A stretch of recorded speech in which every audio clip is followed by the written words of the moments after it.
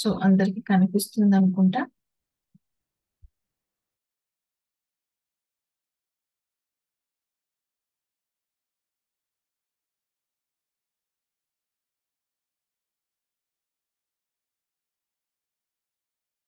Pyramid spiritual society వ్యవస్థాపకులు బ్రహ్మశ్రీ పత్రిజీ గారు మనతో ఉన్నారు.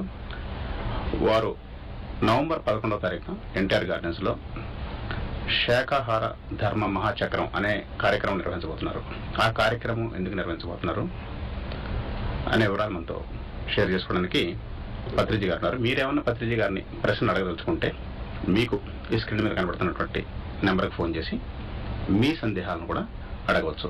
నమస్కారం స్వామీజీ. నమస్కారం. నవంబర్ 11వ తారీఖున మీరు జరపబోయేటటువంటి కార్యక్రమం ప్రధాన ఉద్దేశం ఏమైంది? పిరమిడ్ స్పిరిచువల్ సొసైటీస్ మూమెంట్ కానీ ఏ స్పిరిచువల్ సొసైటీస్ మూమెంట్ కైనా కానీ ఏ ఆధ్యాత్మిక ఆందోళన కానీ ఉద్యమం కానీ దాని యొక్క లక్ష్యం ఏమిటంటే ఆధ్యాత్మికత అన్న దాన్ని ప్రజలకు చేరవేయడం. రామకృష్ణ మిషన్ అనుకోండి, లేకపోతే రామచంద్ర మిషన్, క్రిస్టియానిటీ, హిందూయిజము, ఇస్లాం ఏదైనా అనుకోండి, ఇవన్నీ కూడా స్పిరిచువల్ మూమెంట్స్. సో అసలు స్పిరిచువాలిటీ అంటే ఆధ్యాత్మికత అన్న దాని యొక్క నిర్వచనమే అహింస. కనుకనే ఎక్కడ హింస ఉండకూడదు. అహింసయే పరమ ధర్మం. అహింస పరమో ధర్మ. ఇప్పుడు ఈ ప్రపంచమంతా ఎందుకు ఇంత అస్తవ్యస్తంగా ఉంది మీరే చూపిస్తున్నారు. ఎక్కడ చూసినా గందరగోళాలు, ఎక్కడ చూసినా హింస. కనుక ఆ హింస నుంచి, హింస అనేదే అనాధ్యాత్మికత, అహింస అన్నదే మౌలిక ఆధ్యాత్మికత. సో ఈ అహింసలో 95% ప్రధాన భాగము మానవుడు జంతువుల పట్ల చేయకూడదు ఉండవలసిన అహింస. మానవుడు పట్లే మీరు ఆలోచిస్తున్నారు కానీ మానవుడు జంతుజాలం పట్ల ఆలోచించుతున్నారు. లేకపోతే పొల్యూషన్ ఉందనుకోండి, వాతావరణ కాలుష్యం, అది కూడా వాతావరణం పట్ల హింసే.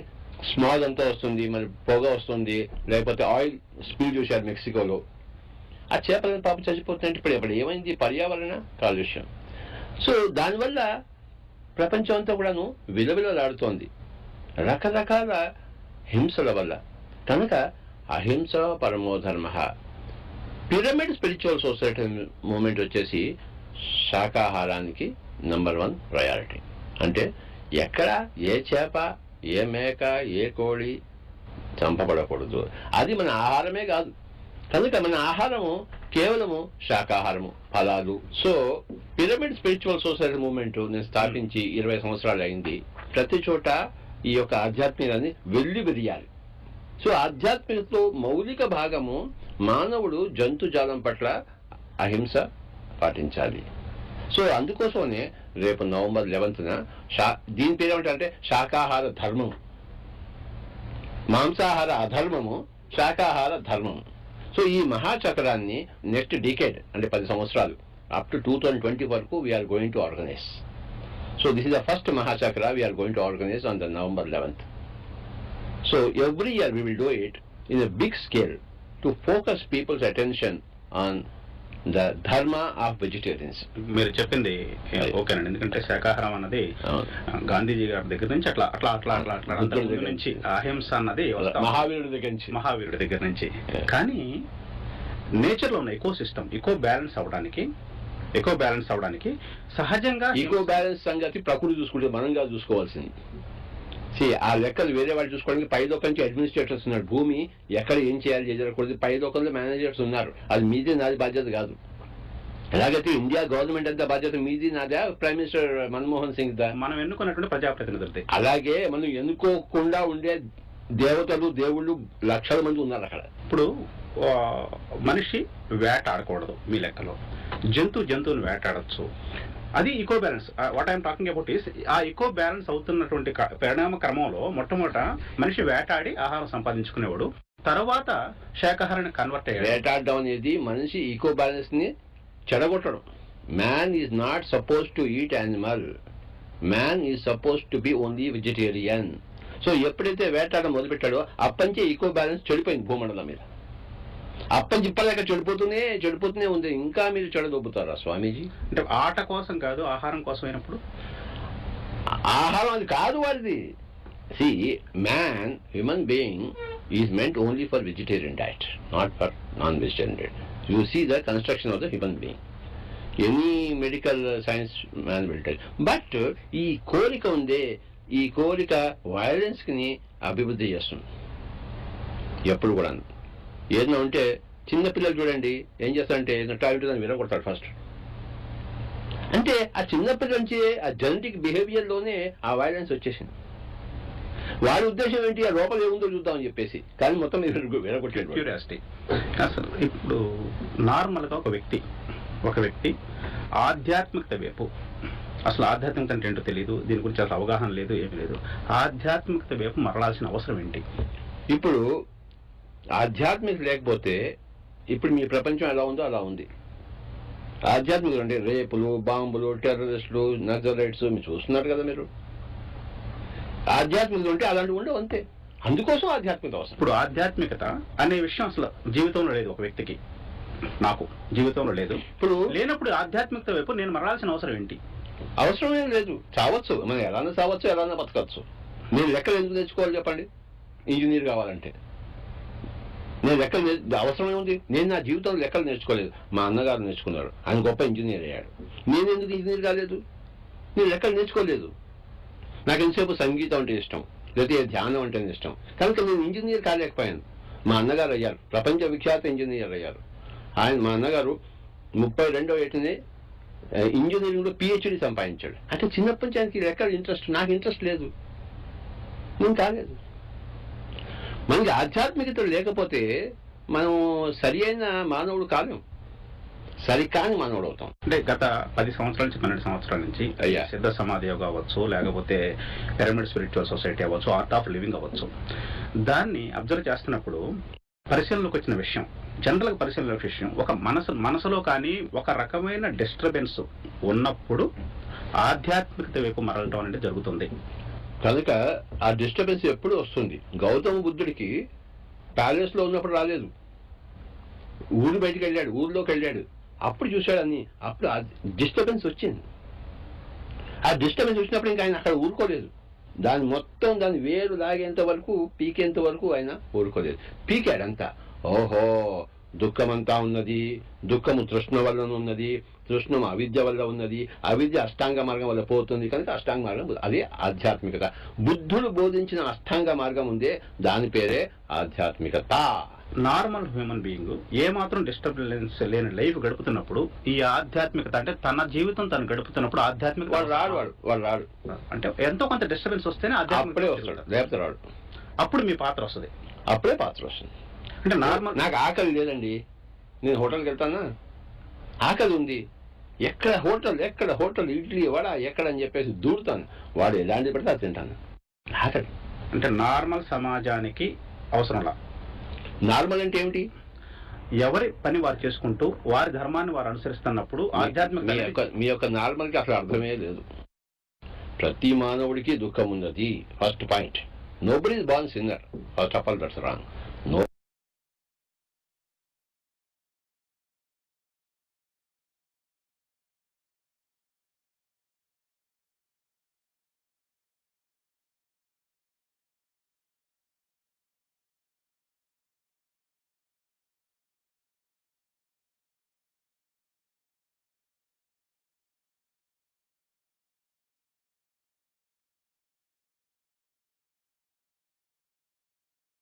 Nobody is born. Everybody is born a small fresh baby. ఈ బేబీ పుట్టతోనే ఎడుతాడు. ఎందుకు ఎడుతాడు వాడు? వాడికి అప్పటికే ఏదో ఆకలి వచ్చింది వాడికి. వాడు ఇంత తల్లి ఒక బ్రెస్ట్ రాగానే వాడు విల్ బి వెరీ హ్యాపీ, నవ్వుకుంటూ ఉంటాడు. కాకపోతే మళ్ళీ ఏడుస్తాడు వాడు. సో ఆ యొక్క దుఃఖం అనేది, ఆకలి అనేది, అది పుట్టుకతోనే ఆ ఫ్రెష్తోనే వచ్చింది. సో దానికి మనం ఆధ్యాత్మికత జోడించకపోతే అది వికృత రూపం తీసుకుంటుంది. ఆధ్యాత్మిక జోడిస్తే అది ప్రకృతి రూపం. ఛానల్ 4 ప్రత్యేక చర్చా కార్యక్రమానికి స్వాగతం. మనతో ఇప్పుడు బ్రహ్మర్షి పత్రిజీ గారు ఉన్నారు. ఆధ్యాత్మికత అనేది ప్రతి ఒక్కరికి అవసరము. ఆధ్యాత్మికత లేనప్పుడు సమాజం నార్మల్ వేళ కాకుండా పక్కకు వెళ్ళే అవకాశం ఉంది. కాబట్టి అందరికీ ఆధ్యాత్మికత కావాలన్నారు. ఇప్పుడు ధర్మం అధర్మం ఇప్పుడు సొసైటీ వస్తుంటే జనరల్గా కలిగే ఫీలింగు ఎక్కువగా అధర్మానికి ప్రాతినిధ్యం ఉంది, ధర్మం అనేది సెకండ్ లెవెల్లో ఉంది అనేటట్టు ఫీలింగ్ కలుగుతుంది. ఈ సొసైటీని సృష్టించిన దేవుడు ఈ తారతమ్యం ఎందుకు సృష్టించారు? మీ పిల్లల్ని మీరు పుట్టించారు, ఆ పిల్లాడు బొమ్మలను ఎందుకు విరగొట్టాడు? ఇప్పుడు మీరు బొమ్మలు విరగొట్టించారా? మీరే సృష్టించారు మీ పిల్లల్ని. మీరు మీ పిల్లల్ని సృష్టించారు. ఆ పిల్లల ఆటలను మీరు సృష్టించారా? ఆ పిల్లల చేష్టలు మీరు సృష్టించారా? అలాగే దేవుడు మన అందరూ సృష్టించాడు. కానీ మన ఫ్రీ విల్ మనకు ఉంది కనుక నిష్టోషాలు చేయరా. నువ్వు చెడు చేస్తావా మంచి చేస్తావా నీ ఇష్టం. నువ్వు చెడు చేస్తే దాని ఫలితాలు అనుభవిస్తావు, మంచి చేస్తే మంచి ఫలితాలు అనుభవిస్తావు అన్నాడే. కానీ మన చేత ఏమీ చేయించడం లేడు. పుట్టించాడు నిజమే, కానీ మన చేత ఏమీ చేయించడం లేడు. కనుక ఆ దేవుడు అనే పదం తీసేయండి అక్కడి నుంచి. దేవుడు మనల్ని ఏమీ చేయించడం లేదు. పుట్టించాడు, మనం వచ్చాం. మనం వచ్చిన తర్వాత మన కర్మలు, మన కర్మ ఫలితాలు, మన వాతావరణము, మన దేశము, మన ప్రపంచము, మన ఈకో సిస్టము, మన పీపుల్స్ టెంపర్మెంట్, ఇదంతా మనం సృష్టించుకున్నాం. So well god has created us. He has not created our lives. We create our own lives. ఒక సెకండ్ క్వశ్చన్కి వస్తే అధర్మానికి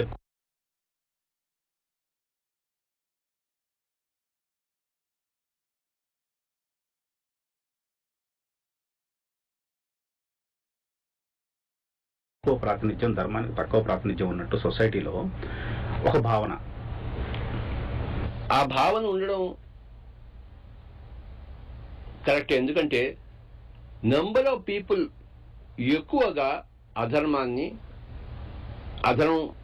తెలుసో తెలియకో దాని పట్ల ఉన్నారు. తక్కువ శాతం ధర్మం పట్ల ఉన్నారు. ధర్మం పట్ల ఉన్న వాళ్ళు కూడాను తెలుసో తెలియకో ధర్మం పట్ల ఉన్నారు. వాళ్ళు భయంతో ఇంకోటి హత్య చేయడం అంతే. వాళ్ళు హత్య చేయాలని ఉంటుంది, ఆ కోడలికి అత్తగారిని హత్య చేయాలని ఉంటుంది, కానీ చేతులు గడగడ వణుకుతాయి. అంటే మనము ధర్మం కానీ అధర్మం కానీ ఎన్నోసార్లు 98% కూడాను తెలిసి తెలియక చేస్తుంటారు. ఇప్పుడు అడోలసెంట్ పీపుల్ ఉంటారు, చిన్నపిల్లలు ఎవరు చంపేస్తారు, అంటే దాన్ని జువెనైల్ బిహేవియర్ అంటాం. దాన్ని తెలిసి చేసిందానో మనం. అలాగే మ్యాన్ కైండ్ అంతా కూడా జువెనైల్ బిహేవియర్లో ఉంది. ఒక 16 ఏళ్ళ కన్నా చిన్న పిల్లవాడు చేస్తే జువెనైల్ అంటారు. సో మ్యాన్ కైండ్ అంతా కూడాను మీరు పక్వత స్థితిలో ఉందనుకుంటున్నారా? భయం రాజు ఒక మహాత్మా గాంధీ పరిపక్వ స్థితిలో ఉన్నాడు, ఒక మహావీరుడు ఉన్నాడు, కానీ మ్యాన్ కైండ్ అంతా లేదు. సో మ్యాన్ కైండ్ అంతా కూడాను ఒక బై అండ్ లార్జ్ ఒక గొప్ప అపరిపక్వత, ఒక జువెనైల్ స్థితిలో ఉంది. అందులోంచి వాళ్ళని ట్రైనింగ్ చేసి పరిపక్వ స్థితికి ట్రైనింగ్ తీసుకోవడం కోసమే పిరమిడ్, స్పిరిచువల్ సొసైటీ ఏ దాడి వాళ్ళు ఎవరైనా. కరెక్టే. ఇప్పుడు మీ స్థాయి వారు ప్రజల్లోకి వచ్చి ఇది మంచి ఇది చెడు అని చెప్పాలి. మీరు చెప్పినప్పుడు మాలాంటి వారు ఆ ధర్మం అధర్మం రెండు బేరేజ్ వేసుకున్నప్పుడు అధర్మానికి ఎక్కువ ప్రాతినిధ్యం, అధర్మానికి ఎక్కువ సొసైటీలో యాక్సెప్టెన్స్ జరుగుతున్నప్పుడు ఈ ఆ జడ్జిమెంట్ కుదరట్లేదు. ఇటు వెళ్ళాలా ఇటు వెళ్ళాలా? కుదరదు. అనిశ్చితి తప్పదు, బంధు నాశనము తప్పదు. కృష్ణుడు వెళ్ళాడు, కౌరవులు చెప్పడానికి వెళ్తే కదా వాళ్ళు. అలాగే యేసు ప్రభువు చెప్పాడు, మహావీరుడు చెప్పాడు, అందరూ చెప్పారు. ఇంకా 1,00,000 మంది మహావీరులు, యేసు ప్రభువులు, కృష్ణుళ్ళు అందరూ వస్తూనే ఉంటారు. వాడి గోల వాడిదే, వీడి గోల వీడిదే. భగవంతుడు సృష్టించిన భగవంతుడు ఇట్లా జరగాలి అని నిర్ణయిస్తే అలా జరుగుతుంది. మరి మన భగవంతుడు నమ్మినప్పుడు ఆయన ఆజ్ఞ అన్నది ఇదంతా ఆయన అనుసరణమే అనుకుంటాం, తప్పేం లేదు కదా. అంటే మరి ఈ రేపులు బాంబులు టెర్రరిస్టులు కూడా ఆయన అనుసరణ అనుకుని హాయిగా కూర్చోవాలి ఇంట్లో మనం. అంతే కదా మరి లాజిక్. బాగా చెప్పారు. ఇందాక మీరు చెప్పినట్టు కర్మ అన్నారు.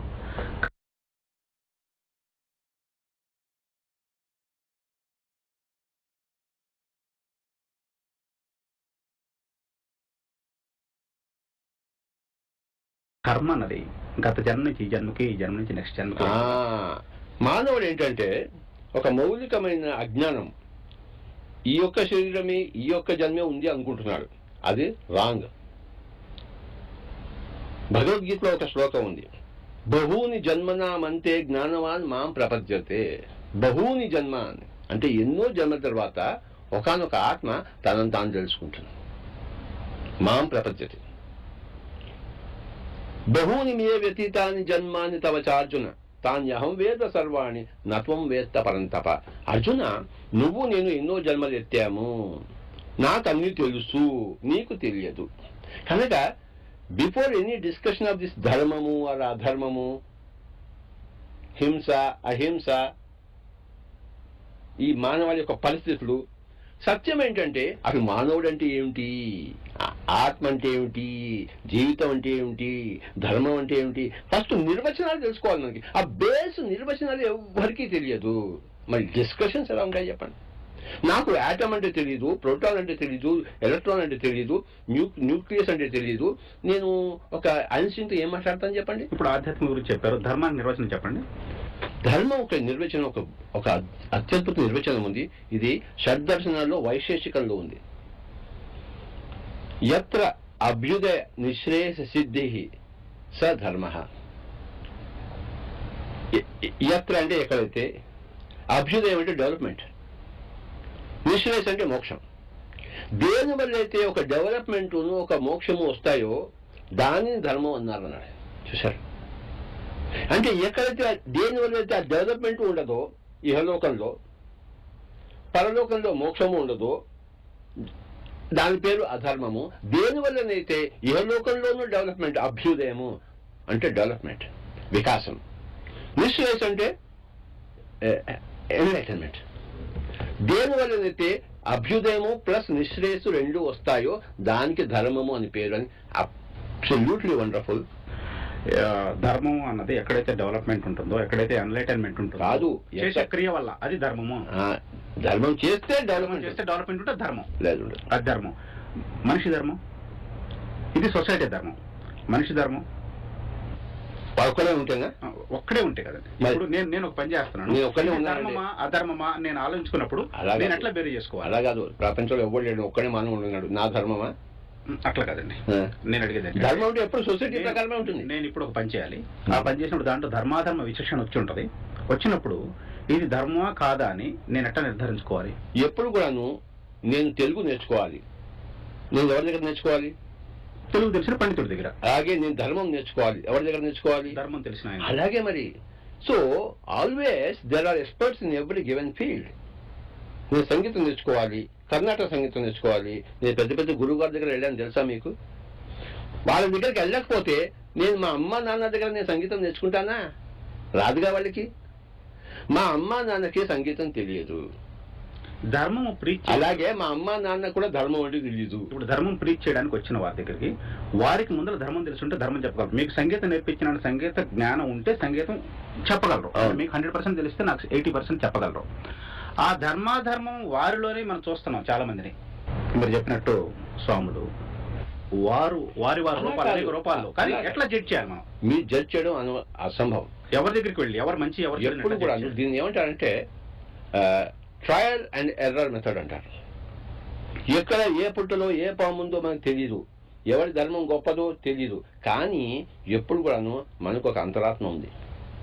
అంతరాత్మ ఏం చెప్తుందంటే ఎవరిని కలిసినా కూడాను అరే వీడు కరెక్ట్ వీడు రాంగ్ అని చెప్తుంది. మనం ఎంత ఎక్కువగా అంతరాత్మ యొక్క వాణిని వినగలిగే స్థితిలో ఉంటామా అంత ఎక్కువగా మనం ఆ యొక్క ధర్మాన్ని అధర్మాన్ని గ్రహిస్తాం. ఈ అంతర్వాణి వినగలిగే స్థితి పేరే ధ్యానం. అందుకే ధ్యానం కావాలి. దీనికి సమాధానం వచ్చేస్తుంది. ఎప్పుడైతే మీ మనసుని మీరు సమాధాన పరచుకోగలిగారు, మనసును సమాధానం, అంతవరకు ధర్మాధర్మాలు తెలియవు స్వామీజీ. ఆధ్యాత్మికత ధర్మం తర్వాత ఈ జన్మలో చేసినటువంటి